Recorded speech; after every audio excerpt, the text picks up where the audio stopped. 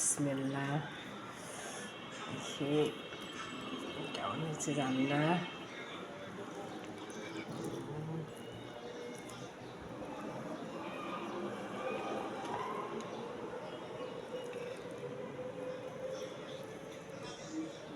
আশা করি অনেক মজা হবে।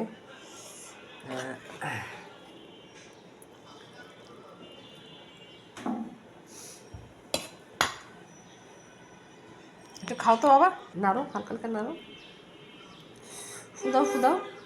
গরম? হুম, মাংসটা কি সেদ্ধ হয়েছে দেখি। গরম তো।